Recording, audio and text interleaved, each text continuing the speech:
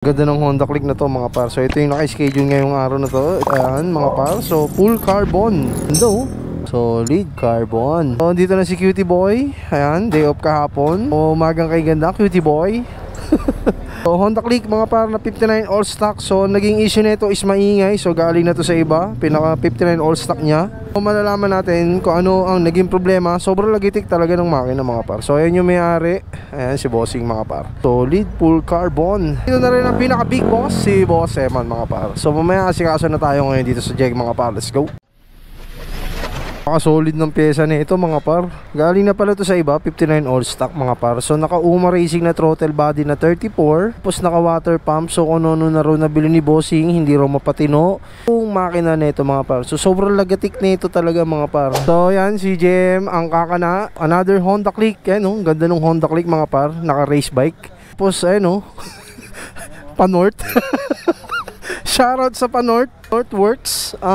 Mga par, bali ito yung another schedule ng Honda Click 125. So 59 all stock 160cc mga par. So, ang ganda na ito. So naka 59 all stock na to mga par. So naging issue din ito sa iba dinala, sa iba ginawa. So ang nangyari is nagtatagas ng langis at nagbabawas ng langis. Every change oil 500 odo. Ang natitira na lang na langis is 200 to 300 na langis mga par. So napaka-pogi na ito. Ang ganda. Tapos nakabend pa yung manibela. Solid mga par. Tapos naka-radiator na rin siya.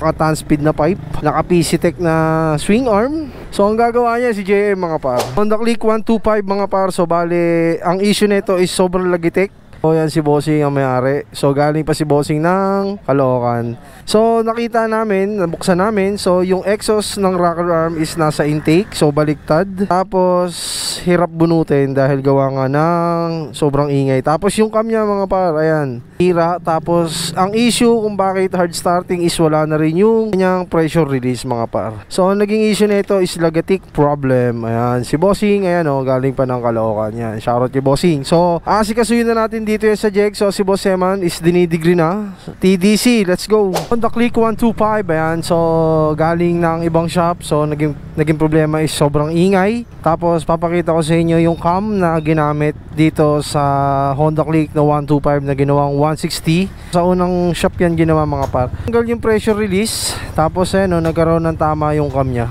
So yan, pinaandar na ni Christian. So umaandar na yung Honda Click 160cc mga par na 59 all stock. Ayan, all good sa tong Honda Click 125 mga par na ginawang 160cc. Tapos meron pa dito Honda Click na gagawing 59 all stock. So ang kasama niyan is RS8 na ba? 180cc na? Hindi, ano ba? Nakakausap pa si Mayor. So kinakausap pa yung asawa ni Bossing kung gagawing 180cc. So sa 180cc pag natuloy yan, so RS8 na head at saka ng block na 2530 mga par. Yan, Honda Click to mga par na galing ng ibang shop din. So nagkaroon ng problema dahil gawa nga ng nagtatagas ng langis na uubos. Every 500 change oil is natitira is 200. So ang laki ng kinakain mga par. Ano yung Honda Click 125, let's go.